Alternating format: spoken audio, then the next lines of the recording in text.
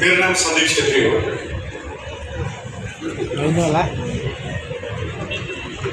यति कस्तो ताली बजाउनु पर्यो न नाम भनेको जस्तो छ ताली साली चाहियो नि। कहिलेकाहीँ मोटिभेट गर्न आएको मान्छेलाई पनि मोटिभेसन चाहिन्छ क्या, अनि ताली चाहिँ हाम्रो लागि हो। ओके, म सम्पूर्ण रूपले तपाईँको प्रति समर्पित हुँदै आजको यो समय तपाईँलाई नै समर्पण गर्न चाहन्छु। म भर्खर I just landed from message आउँदैन अहिले बुझ्नु पर्छ बिस्तारै यो चिज सुरु गर्छु। मैले अनिल भाइले सोधेको मैले कति बोल्नु मिल्छ भाइ भनेको, तपाईँले जति पनि बोल्नु मिल्छ अनि मलाई जति पनि बोल्न आउनु पनि त पर्यो। सो मैले बोल्नु पर्ने जति बोल्छु। सो म अलिक चाँडै आउनेवाला थिएँ। मलाई के भन्दाखेरि रन्दाईको सेसन, उहाँको सेसन, सन्तोषजीको सेसन पनि सुन्नु मन थियो सिरियसली, तर I just landed and greatly come from there. मेरो खासमा मैले कोट प्यान्टको सट्टा पनि अर्कै लुगा लगाएको थिएँ, अनि त्यहाँ घर गएर लुगा फेर्न भ्याइँदैन भनिसकेपछि मैले चाहिँ टाइम म्यानेजमेन्ट रन्जित दाइसँग सिकेको। यसो हेरेको त्यहाँ एउटा प्रहरी हुनुहुँदो रहेछ, उहाँले मलाई चाहिँ म को न हो भनेर भ्याइटीमा लगाइराख्नुभयो, एसी खुवाउनु भयो। अनि यति गरेपछि त यसलाई अरू काम पनि अरू मिल्छ कि जस्तो लाग्यो। अनि मैले उहाँलाई हेर्नुहोस् न, म सिधै काठमाडौँ महानगरपालिकाको कार्यक्रममा जानुपर्नेछ, मलाई यो कोट प्यान्ट आइरन गर्ने कोही छ यहाँ भन्ने भने लगेर उहाँले कोट प्यान्ट आइरन लगाइदिनु भयो। पहिलोपटक पुलिसले कोट प्यान्ट आइरन लगाइदिनु कोट प्यान्ट लगाएर आइदिएको छु। जोडले नबजाउनुहोस्, यो पुलिसले सुन्ला फेरि हामीले त काम हरायो अनि यहाँ त्यहाँ आएर माइकमा भनिरहेछ भन्दा I would personally like to thank them for their hospitality actually. अब मैले एउटा कुरा सानो महसुस गरेको कुरा के भन्दाखेरि मेरो आफ्नै यात्रा बिरगञ्ज छोकिया वडा नम्बर 2बाट सुरु भएको। मैले एक दिन सन्तोषजीलाई भेटेर भने सर म तपाईँको नाम पनि लिन सक्दिनँ, नाम लिन पनि म बडा आदर भावका साथ नाम लिनुपर्छ, त्यही भएर म तपाईँको नाम सेफ मात्रै भनेर राख्नु कि के गर्नु होइन होइन किन भन्नुभयो। मेरो पिताश्रीको नाम पनि त्यही हो, उहाँसँग रिसाउनु पनि नमिल्ने। आज यो बसाइ जुन छ तपाईँहरूले मोबाइलले खिच्नुभन्दा पनि मनबाट खिचेर जानु होला, किन भन्दाखेरि मोबाइलबाट खिचेर चिलाएको चिजहरू याद गर्दाखेरि याद गर्नुपर्ने अवस्थामा खोलेर हेर्नुपर्छ, तर जे चिज यहाँ छापेर जानुपर्छ त्यो कहिले मेटिँदैन, सधैँ यही रहन्छ।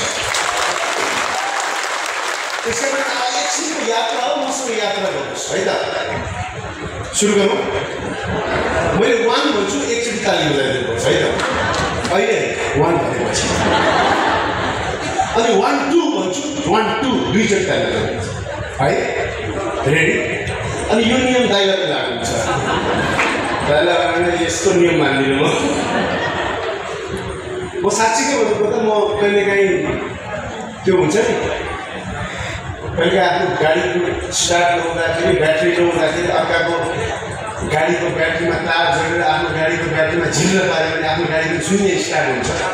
म त्यो झुन्ने स्टार्ट गर्न कहिलेकाहीँ रन्जित दाइको जान्छु, मेरो ब्याट्री लो भएको बेलामा, अनि दाइले ब्याट्री झिल्ल पारिदिनुहुन्छ अनि म पुरा लगाएर सिक्छु।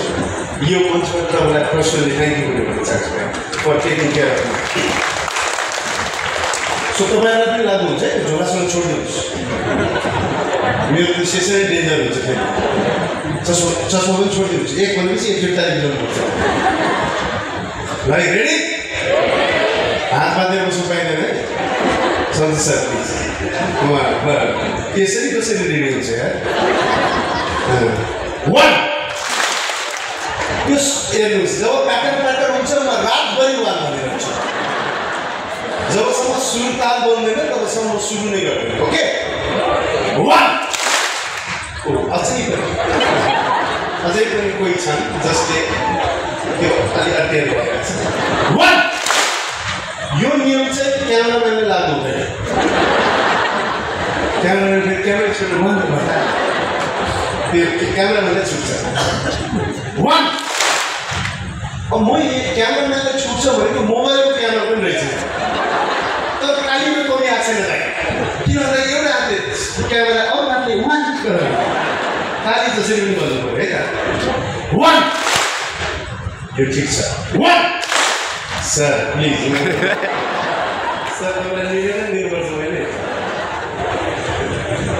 वान लास्ट समय वान यो मिलिरहेछ वान 1 2 ए 1 2 मात्र गयो है 1 1 1 1 2 तीन चोटि बजायो तपाईँ रुटिन साँच्ची भन्नु सर ल हेर्नुहोस् है 1 1 झन्डै बजाउनु 1 1 1 1 2 तपाईँ माथि कारबाही सबैले तपाईँले बिर्सेको 1 2 1 2 1 2 1 बस लास्टमा बजाउनु छ सक्यो भनेको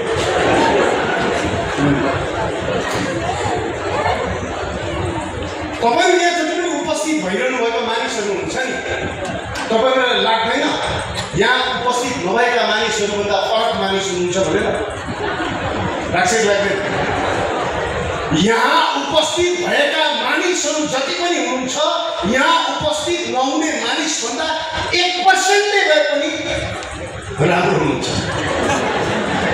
धेरै पर्सेन्टले त बनाएन तर 1%ले you are differently capable than the person who are not present here.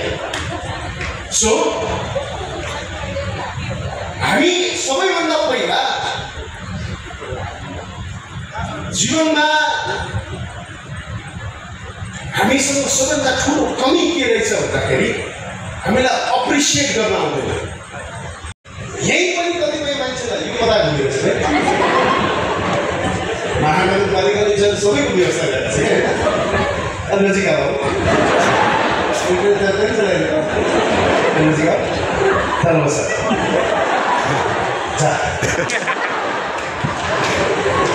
यति त मेरो श्रीमती पनि भनेको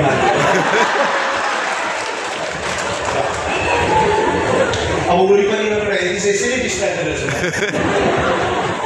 सो मैले जाने कुरा के भन्दाखेरि हामी अप्रिसिएट गर्न जान्दैन सिरियसली यहाँ पनि कतिपय मान्छेले यत्रो पंखा चलाइरहेछ होइन चलाएको छ नि तर यहाँ पनि मान्छेले भित्रभित्र लागिरहेको कस्तो गरेको यार के गरेको यार कुलत हाल्नु मात्रै यार दुई चारवटा कुलत हालेको महानगरपालिका के जान्थ्यो यार के गरेको यार दसवटा अझ मार्केटमा अर्को पानी फाल्ने हावा मार्ने फ्यान पनि छ जो हुस्स गरेर हाल्छ पानी फाल्ने छ किन त्यति पनि नगरेको यार कस्तो गर्ने यार एकचोटि भैरवा भैरवामा भगवान कसम यस्तो लाग्छ कि दुईटा सूर्य उदाइरहेको छ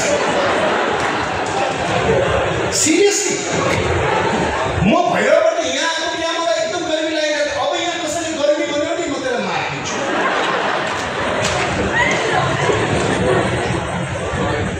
भैरवमा भगवान कसम पसिना यस्तोसँग ट्राभल गरिरहेको थियो मैले सुरु गरेको छैन महान बनाएर भैरवमा दाइ पसिना फेरि एकदम अटेरिँदो रहेछ त्यो तराईको पसिना हो यहाँको पसिनाले के यतिमा मात्रै आउँछ खुसी चाहिँ होइन तपाईँलाई थाहा छ यो सबैभन्दा बढी दिले हाम्रो सन्तोषीले गर्छ तराईको पसिना यस्तो अप्ठ्यारो ठाउँबाट बग्छ यहाँबाट अनि त्यो कतै जाँदैन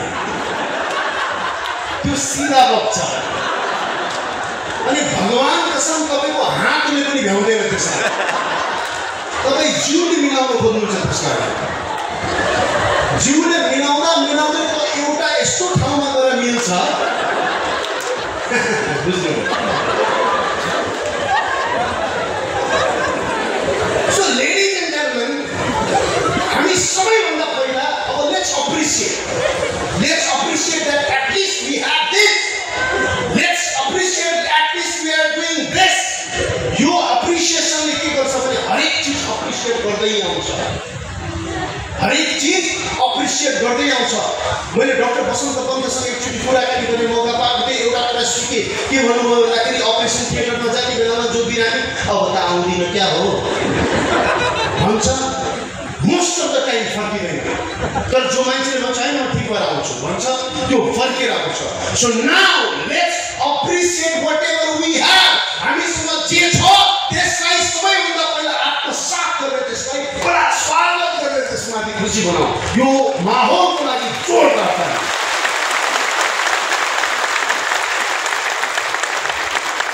यो नगरपालिकाले एउटा कुरा के सोच्यो भन्दाखेरि चलो भाइ मान्छेलाई सिकाउँ होइन, चलो भाइ सिकाउँ केही। तर कति अटेरी अनुसार म किन सिकौँ भाइ?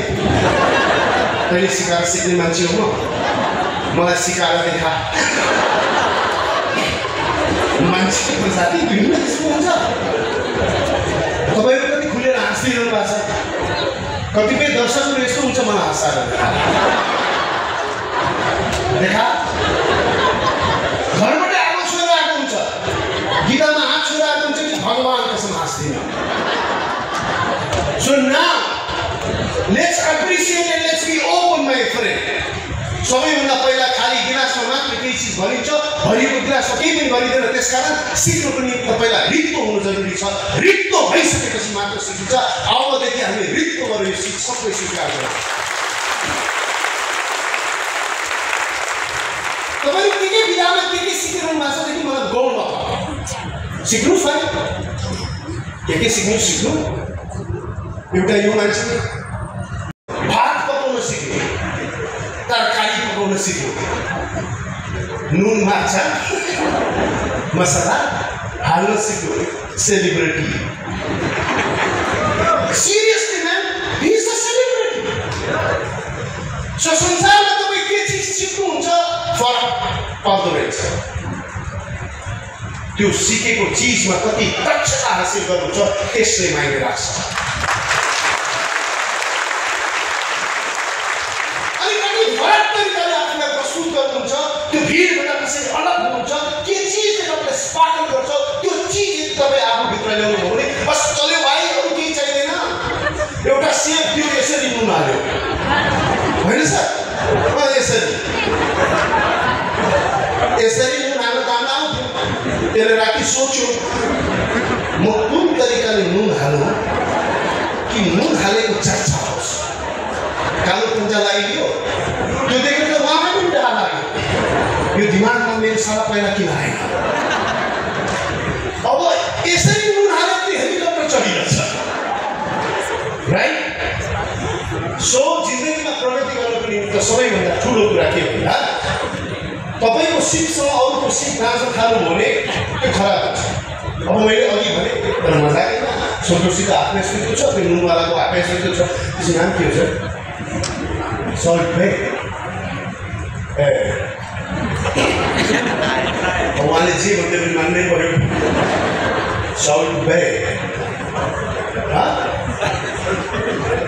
साउथ बे, त्यो तराईतिर आओस् त्यसलाई हामी बताउँछु। क्या बे, के बे, आई बे, जोई बे। अब त्यो पुरा गाह्रो नाम भन्नुहोस्, मलाई गाह्रो लाग्छ। त्यही सर्टले त गाह्रो हुँदैछ। सो नाउ तपाईँले जानेको चिज के हो? ठिक छ, जान्नु जरुरी छ, जान्नुहोस्। तर जानेको चिजमा कतिको दक्षता छ त्यसले माइने राख्छ साथी। मेरो आमाले एउटा कुरा मलाई भन्यो, सुन्नु त जुत्ता सिलाउने मान्छे भन्नु केही फरक छैन।